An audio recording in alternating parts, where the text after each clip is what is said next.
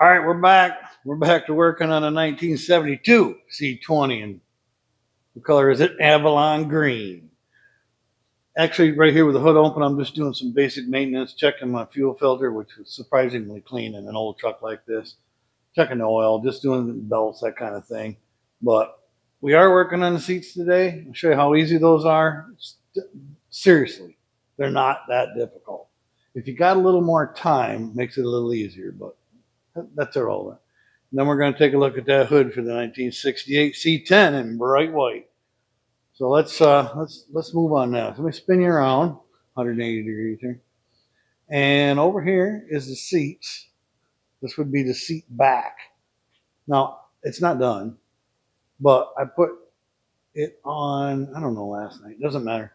I stretched it on last night. I didn't make a video of it because again, upholstery is not a lot of fun. But this is going to be fun over here. Basically, it's just like a plastic bag. That's the way you got to look at it. That's the way you got to look at it, like a plastic bag. That's not comfortable.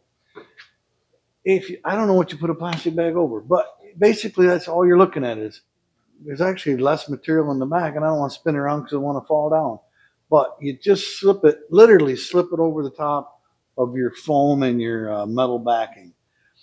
And once you get it slipped all the way down, you'll figure out what part is forward or back. What I mean is if the back's too long, you want to pull in the front.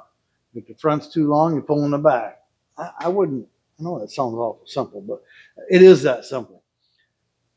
I've done two of these particular seats in the Chevy trucks. Now, whatever vehicle you have might be different, but I've noticed that applying these covers, it seems like it always wants to be high on the top. So I put the hog rings in the back first.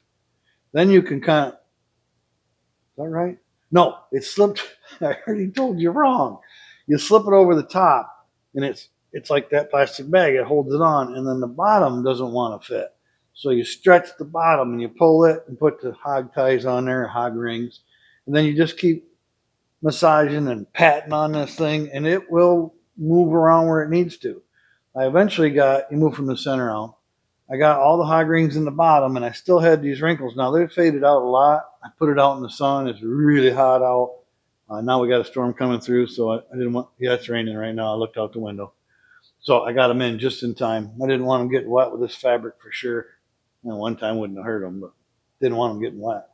So you'll notice there's a wrinkle on this far corner right here. I know you can see that even in the video, and that's okay. There's one over here, I'm sure too. Yes. Now, if you see something like that and it's on both sides, for sure, you need to do something different. Well, I haven't put the hog rings in the sides yet. So this wrinkle being on a horizontal plane, if you will, means I need to pull that way. So your hog rings, again, you start at the center and you work your way out. You would think just keep hog ringing it here, but it needs to be pulled really hard on that bottom corner and put a hog ring in it to hold it. And as you work your way down, if that hog ring needs to move, you take it back off and put another one on. They're not expensive. Better to anchor it where it needs to be than to try and take off six and work your way backwards later. There's later already. So this one's about ready to finish, but it's not as much fun to show you. So allow me to swing you around another 45 degrees this time. And we'll look at the seat bottom. Again, I'm not starting from scratch and showing you everything because there's just no need. And if the microphone gets glitchy, it always works itself out. I don't know why. That's just the way junk is these days. Yep, I said it. Junk. Everything's junk. You know that. So this is just as simple. You put the cover right on the floor. Then you put your pad down right in the cover where it belongs. The next thing is the frame. Just do it in order, in layers, like making a cake. Not that a lot of you guys make cakes, but a couple of you gals do. Or maybe it's the other way around. The guys make cakes and the gals don't. I'll tell you what, I'm not good at desserts. Maybe that's why guys grill a lot, because they're really not good at baking. But, well, that's our downfall. Um, I digress all the time. Anyway, you're just doing these layers like an onion. I always try to throw something in about a movie if I can think of one. Anyway, one when you get to the pad, next comes the frame. In my particular case, we had talked about this seat being so old. I only had one broken spring that's been rewelded and fixed up. But I wanted, because this is the driver's side, if you flip it over, anyway, this is the driver's side. Whoever's butt was in this seat, obviously every time they drove it, unless it's a mail carrier, it would be over here. You see, that's how I work. And it's how my mind works. I'm so sorry. Because this is more worn, I took that fabric I showed you guys that I purchased, and this was designed for seats with the heavy, almost plastic woven back and the soft top. So because the foam is old and gentle, decrepit, I chose to put the soft carpety side towards the foam. So any seat movement wouldn't use this like sandpaper and just wear the seat out. That's the logic I use. The directions in the box I read, it didn't say a thing, so whatever. I didn't have enough to cover the whole thing. It would have been a little bit short. It didn't need it, so I saved some for later. Okay, another job. Who knows? So the driver's side, a large portion. The passenger side, this has got used quite a bit by a passenger, and a lot of these old trucks didn't. They just didn't have passengers very often. But this person, whoever it was, did have a passenger frequently, so the corner was a little soft. So I put a little bit in there. Now this is just a tag that came from GM. A lot of upholstery shops will remove those. I like to leave them just for the next guy. In 40 years, it looks under here and might think it's cool. By the way, speaking of cool, I did find a 1969 penny inside this seat, which is kind of neat, and a couple of roofing nails. So must be some work got done to this truck once upon a time. I haven't put the penny back yet, but when I get it all put together, I'm gonna slip it right back where I found it. Pretty neat, true copper penny. If you know, you know. So that was it. Put the, I'll call it foam backer down, set the frame down, and then last night I just stretched these corners over so that overnight it would kind of straighten that fabric up a little bit, or I should say vinyl up a little bit, make it easier for me today. So just to do a little bit on this real quick, I tend to like these staples I got from LMC better. Now don't get me wrong, they are a little thinner than I would like, but they're sharp. They're not stainless steel. They just work better in my tool. This tool right here. The stainless steel hog rings are much nicer, but they don't work in the tool quite as well. But on the corners, I'll probably use them. They're a little heavier duty. So basically, just start in the middle. It doesn't have to be exactly in the middle. And make sure your seat cover is centered. And I'm seeing now mine's not. It's close. But you get to see me struggle with that. You ain't seen me struggle in a while. But basically, just pull it over a little bit. It don't take much. It will find its spot. But I have a seam here. It's about 1 inch from the weld. I got a seam over here that now is about 1 inch from the weld. Probably didn't have to do that. It makes me feel better. So anyway, you can see where all the old holes are at. Do I need to get you closer? I will. You can see where the old holes were at, and that's where all the hog ring goes. Now, I can't remember if every hole had an hog ring, and I don't care because I'm putting them on every hole. I'll buy more if I need to. Two reasons for that. The main reason is they're cheap, so why not? But that'll help you a little better. You won't be able to see my mug anymore. Good for you. Well, here we go. Oh, and a second reason that I am going to use them on every hole for sure is they don't on the back of the seat covers. I reused the steel rods that went through the old one, and it needed them. They didn't have any. On the seat bottom, they already put a nylon cord inside the weld. Now, I do have the old metal one. Kind of thought that was better, but I'm going to trust the company on this one. They've got it sewn in nice. You'd have to cut it all out. So I'm going to use it. Now, you can already see that I'm not anywhere near that edge. Well, on this particular seat, because of the springs and all you got to do is just push down on the springs. Then that'll give you some room. It'll stretch it. Or you could pull your living guts out on this. I choose to just push down on the frame. It helps a little bit. And all you gotta do is get that to this outer ring so you can, so whoever can. First one's the worst. Of course, I say that, but I got that darn video turned on.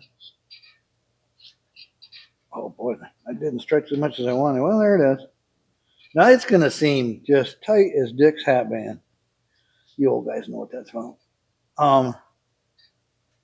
But believe me, after this is on here a while, that's it. Scrimp it on, leave it. You're supposed to trust it. I don't, but I'm going to right now. That's simple. It's not going to pull them hog rings out. So I'm told. I haven't had one come out yet. Now I've got rubber gloves on because it's a habit. But you're going to tear them. If you wear rubber gloves in this job, they're just going to tear up on you. I don't know what to tell you. So let's just keep moving right along. Basically, same thing. Just pull, kind of bounce some springs. Well, this is pretty tight. I said it was easy. Maybe that wasn't the right verbiage. How about it's not difficult? Maybe that's what I should have said. It's far from easy today. Now, I generally just keep working one side, but I like to get one off center. That's pulling pretty good. I don't know where to quit. I gotta quit. I know what I need to quit. I need to quit worrying. I didn't really show you these pliers work, but it's kind of self-explanatory. But just in case, I'll show you. So these pliers, whatever brand you get, whatever kind you get. Now I'm using my heavy duty ones because I got plenty of room in this. On the back of the seat, it had a wire next to a rail, so I couldn't get them in there.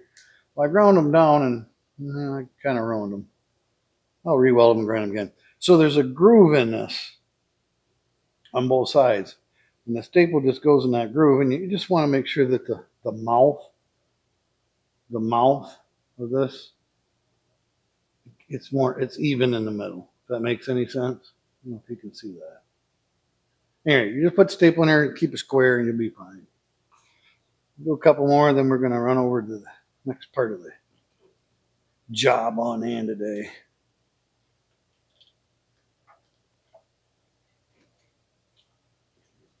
It's I don't know, I think it's fun. What's really fun is when you're done, you get to see your project and what you did. But if you can't have fun along the way, that's about 1,000 hours of misery. So I'm glad I enjoy it. Glad you guys enjoy it. Anyway, you just keep working that around. It gets easier as you see now. I can pull on it. It's not that tough to just pull it right to that edge. Crimp it in there. I'll come back and smash a few of these again because I'm Mr. Paranoid. Always afraid something's going to go wrong. Which, a lot of times it does.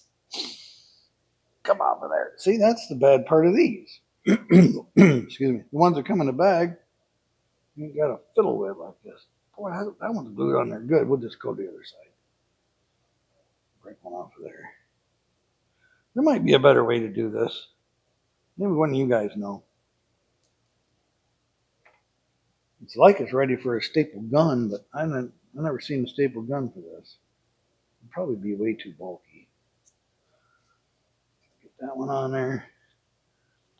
Let's do this. That's a good thing about the ones with springs is you can put it down, pick it right back up, and it's holding the staple. The cheapies, it's not going to happen. I don't think that one went through. I shouldn't have told you guys that. I'll fix that in a minute. It might have just bit on the edge. I'm not sure. You put this last one in. I hope that corner stretch. When I come back, when we're done with the video, I can come back over here and I will be loosened up a little more. The more time you take, the easier this job is. And if you want to take forever, you could do 1 or 2 of these a day and they'd all just keep getting easier as you went. That don't feel right. I can't leave it because I'm afraid I'll forget it. Which reminds me. Bent needle nose. I think I told you about the bent needle nose. I don't remember right now. When you're taking the old hog rings off, you can use regular needle nose. They work fine. But the bent ones are super handy because you can grab a hold of that. I don't know if you can see how I'm using it, but they're bent. You can buy them that way. Grab a hold of that staple, and you got all this metal surface rather than to twist and work your hand and your arm and that little thing that, you know, not everybody has. I'm an old guy. I'm losing my strength. Hook in there, give it a squeeze, and you can just pry against that metal and they pop right out. Nice and easy. When you get older, you work harder. No, I'm sorry. Smarter, not harder. Seems like everything's harder though. Okay, we can get back to this if you want to see more. If we got extra time at the end, I'll come back over here and show you. Painted up springs, all nice. The reason I show you that is because nobody's ever going to see them again. It's all underneath this seat. So let me take you over to the 68 hood real quick and show you what I come up with. It's not really good. Well, I got you bent over there. Here's those tracks. They turned out pretty nice. Got them all painted up. They're dried. Doesn't hurt to leave them dry a couple more days or a week, whatever. So I know what I told you, give you the daily shop tour. You know how it goes. So over here on the 68 hood, and it's already quit raining. You believe that? It'd just be muggier than the dickens now. I had told you guys I was going to do my best. Sorry about all bouncing. My best effort, and I was going to do the best job I could possibly do. Well, let's just say I changed my mind. The Chevrolet emblems, because they're not one, they're in pieces. They all came out. I got the backs off of all of them. I know you can't see nothing with me, my black gloves, but I got all those off.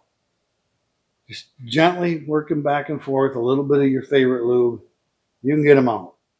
But they are, now that I picked it up, I'll pick it up again. They are just really, really, really, really bumpy. And the chrome is all ruined, bubbled out, corroded. So they're junk. He needs a new one. What I'm going to do though, I'll run them in a wire wheel, clean them all up, buff them down best I can, put a coat of primer on them, and I'm going to paint them the same color as the front grille trim, because these go in the front of the hood. So I'll have the front grille trim, and this will all be the same color. So, I mean, what else am I going to do with them? The chrome's all ruined on them. The bottom, I mean, I still got a lot of flake in it. I've kind of wire brushed, cleaned up. I thought, well, I'm in pretty good shape. I took this off. The next thing to take off is coming, is my point, would be the front trim. I got it right here. The front trim, I don't remember ever seeing a truck with one, but it goes on the front of the hood at the very sharp point here. And somebody has painted it. It's stainless steel. You don't need to paint it. I like stainless steel. You know, it's good stuff. It never rusts. It's always shiny. But they painted it, and it's got some dents. You can see it's deformed there. But I started taking it loose, and I was really having a hard time getting the little acorn nut things, whatever they're called. I know you can't see it in my hand, that's why I put them on that paper. And I realized that there was different sizes and different styles. So somebody's had it out before, and that's fine. But it was so crunchy, I ended up breaking one. And I'll just show you that. Better not set that there. And I guess I wasn't careful enough. But I also realized that no matter how careful you are, even if you get it off, can you see the little shiny? There it is. That's all the metal that was left on that whole thing. Just not good. So even if I get them off, when you put them back on, you're going to have to be gentle about tightening them, and they need to be squoze up tight to the paint on the hood. So I was planning at this point, as I'm working, breaking that off. It's the only one I broke out of the whole job. So as I'm working on each one of those nuts and spraying whatever favorite lube or cow spit you happen to like, chicken squirt, you know, something. I was thinking I'll probably put a dab of urethane or caulk or something just to give it probably not caulk, to give it extra adhesion when I put it back on. But then I started noticing the rust falling on the floor. Thought there was a critter in there jumping out. But the metal inside of this thing, again, I'm showing it's all close-ups today. It's all rusted out. I mean, it's pretty bad. I don't usually complain about rust and saying it's bad, but it's pretty bad. But again, probably could put 15 coats of paint and sealer in here and get the dents all banged out. Spend, I don't know, job like this, a couple hours to get it tightened up. But all these screws, when we keep doing close-ups, I probably won't get that one. All these screws are just paper thin down here where the rust has gotten. And I don't know. Well, about the time I got that off, all my thinking came to fruition. I didn't need to consider this anymore because the old 1968 hood in bright white, and by the way, there's the old color too. I don't know if you can see that. The old color, this bluish, tealy, whatever they called it. It's kind of neat old color. If you were doing a restoration, it'd probably be my favorite color. But the problem I run into, and you can see it already, I haven't even zoomed you in. Now you can zoom in. You do your 2-finger thing or get up out of your chair and walk up to the TV. I don't know. There's 2 kinds of zoom. Or you could just zoom right to the off button for this video. But hang on a second. This is a rust hole right here. And I don't just mean it looks rusty. Those are holes. Straight up gone. There's one here, all this here, one in the middle, one way yonder over here. Yeah, right there. And it's rusted right up to, I'm going to say there's 1/8 of an inch of metal before it would be uncovered by the trim. Now, again, that isn't the end of the hood. But we realize now that he needs new emblems. He needs new trim.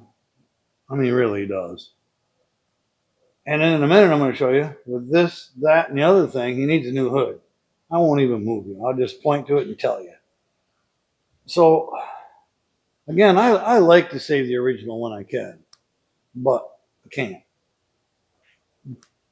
I forgot about these. There's always something. I'm forgetting everything. So, these rails, I don't know if somebody slammed the hood on a pipe. That doesn't even make sense, does it? There's an extra, that's it, one of them. We'll call it a whoop. Right at this edge, going straight over to this edge. And it's even, and you can almost see like maybe it was a piece of angle iron, just because I have a farm and I know I had a lot of angle iron. It's almost as if they closed the hood on a pipe or angle iron or something, strapped it down, slammed it on it. I don't know, but that's got that, I forgot what we called it already, whoop in it. I could probably get that out. It's nothing but time and effort. But then I realized right here, I'm not going to bother. Show. I'm just going to tell you.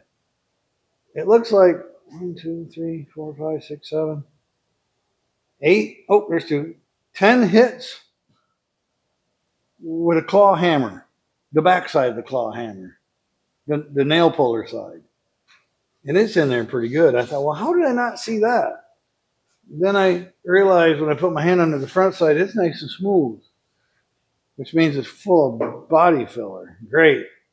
And now that I got the lighting over here and it's upside down and all that cat leftovers and barn dust and mouse droppings and rat footprints, I can see 2 dents here and a dent there. Yeesh, they're dented down. Meaning on the other side, they're full of filler. Then I see a big dent. Well, actually, there's 2, but I'll explain those. On the center crown of the hood, which is the most critical part. What I mean by critical part is it gives me something to work off of. Because these rails that run here, the supports, they don't actually affix to the hood skin. So they can't give you a good angle. I already talked about my whoop. That doesn't give me a good square side. I don't know that it bent the inner structure. But then somebody took their hammer on the inside of this hood. One good whack, it looks like, it's got that pushed back out. Now, I didn't see any of that from the top of the hood, which means that's all got filler in it. And on the last video, I showed you where the filler was peeling up in here and flaking off, and it was like an 1/8 inch thick. So between that, and the front of that, remaking all of that, this guy ain't fixing that. Now, what I mean by that is, a lot of that. I am going to coat the bottom side of this hood. flat black or something, just because it doesn't matter with all this stuff. I am going to coat under the front edge to slow down all that rust. I'm going to rust convert and figure out a cobble way to fill that front valance part of the hood. I'm going to hammer out that stainless steel and get it pretty square, and I'm going to paint it the same as the grill. I'm going to paint these emblems the same as the grill. So when you look at the front of the truck, it's all going to match. But this is junk. So I'm not going to put a whole lot of time into it like I originally planned. It's not worth it. I know these hoods aren't cheap, but they're probably going to be cheaper than all the work I'm going to do. And I'm not a professional. We've talked about this. If I don't get that front built right, it'll look funny. And if I don't get all the rust out, it'll come back. I'm not doing that. So Tom had offered to get another hood. I told him don't bother right now because the project is all about getting a running, driving project. So he can buy a hood anytime he wants to. He can get his boy to wrap it immediately while it's still brand new. He can put on brand new emblems and a brand new trim, which knowing him, and I don't really care for the trim either. Probably wouldn't even bother putting that trim on there. I like it better without. I'm quite sure he would too. He's not a chrome fan. That's not his favorite thing. Plus, it's just kind of an added trim that looked funny from the beginning. So he can put all that new stuff together and slap it around in the truck. And if he wants to, I'll spray it for him. That's easy enough. But meanwhile, I am going to do some work on this. We will revisit it, but don't be picking on me for my work because this is the biggest piece of junk on the car. I don't mean that to offend him, but he knows that this is probably the roughest part. It's going to get replaced, so we're just going to do good enough for this part. All right, so there's that. There's the other thing. I showed you the trim. I don't know where we're at for time anyway because I can't see nothing. I don't know. We got a pretty good video of that for right now. That'll be good enough for this week. Oh, I do have one more thing. Hang on, I got one more thing. You can't go till you see this one more thing. And I'm not prepared to show you. I'm going to do it anyway. Hang on. Because otherwise you'll miss it. I don't want you to miss it. I'm going to do this today. Matter of fact, I'm going to do it right now. You guys can watch if you want. Down here, hold on, I got to clean my shop. How come my shop cleaner hasn't showed up? Because I don't have one. I don't know what you can tell by that. It looks blurry and a Dickens to me. Can I get it to refocus? Zoom on that. Okay. I got some paint. I got my paintbrush right here. I'm going to go yonder so you can see me. Now, what you're looking at, you're probably thinking, well, by the way, what am I looking at? You're looking at something I needed to do later. And now later has come. So much junk everywhere all the time. Okay. So what I'm doing, right or wrong, you know how this truck is. This is my baby. This is my favorite one. Always will be. Kinda. In its own way. So what I did, that's this old guy climbing around in here. What I did is on this shiny, you can see how shiny this is. And you might think, and maybe I thought it was out of focus because of this. I didn't paint this because the back gas tank is going to get covered in that felt after I wash that up a little bit. But I was thinking, what am I going to do here? I hadn't figured out. I don't really want to buy carpet and put on here. I don't think it's necessary. I can always slip it in later. Oh, I said later again.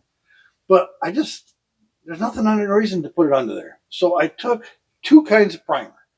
This is a self-etching primer. I dusted into here. And the rest of this is regular primer. The reason being is I know this paint, I don't know what paint sticks to aluminum. Aluminum's just hard to paint, period. I've heard body shops say they don't like working on old aluminum parts because you can't get the paint to stick. They just buy new. So I dusted it ever so lightly. You can even see the print through it. Just mainly because I didn't want a cloud of primer in my cab sticking to everything. Everything's waxed, even on the inside, but I just don't want paint stuck to stuff. So I just real quick dusted this, blew some air through here, got all the fog out, and we're going to see if this paint is going to stick. Because what I'm thinking, I got to be gentle with this old rubber. I think I've already cracked it more than it was. I want to paint every little bit of rust that there is in here. So I'm leaning over. When you guys are gone, I'll go over there and get right to the edge. But my idea here is that I can brush paint around all this, make sure everything's protected really good, and then I could just go right over the top of it. Excuse me. If anybody happens to look under here someday, or actually protect that aluminum a little more, give it something on top of it. This way, when I slide my, I don't know, turnbuckles, or I don't know what to even call them right now, but I carry a rope and stuff. I don't wear nothing but a set of jumper cables. These old trucks, you never know. Good idea to have cables around. Maybe you can help somebody else. But I wondered if I could get that kill mat painted, that aluminum, by putting a little bit of primer on it first, just a light dusting. And for fun, I got the salt fetching and I got the regular primer, and I left this, the back part, I left shiny because maybe I'm full of it and I could actually just paint part of that and it would stick. You can already see it doesn't cover as well. But I'm just, for testing purposes, we're going to paint that a little. Yeah, it doesn't cover as well. Probably because the paint's sliding around on that aluminum. But we're going to do it a little bit, just see how it turns out. And next time I do a video, I'll bring it back and you can see how it turned out. I'll show you. In case someday you want to do some of this, you don't have to do the testing. The testing's already done for you. All right, that's enough. That's enough. That's plenty of me for one day. Thanks for coming. Always loved you guys coming. Hey, you know what? I always say there's one more thing. One more thing. Well, if I got time, there is one more thing. But I'm gonna just one last thing. I want to thank Virgil, Daryl, Martin, Dale, and Vern for joining the channel. Those are the guys I got notified recently of, and I want to thank you guys. I appreciate it. My name is Darren, and you guys are awesome. The subscribes help my channel out, just so other people can see it. It's not about the money. So thank you guys and gals for being part of the channel. I do appreciate each and every one of you. I don't get notified of everybody's name, but when I do, I'll call you out on the channel every time. Thanks for coming. Gotta go. Let's see how this shuts off.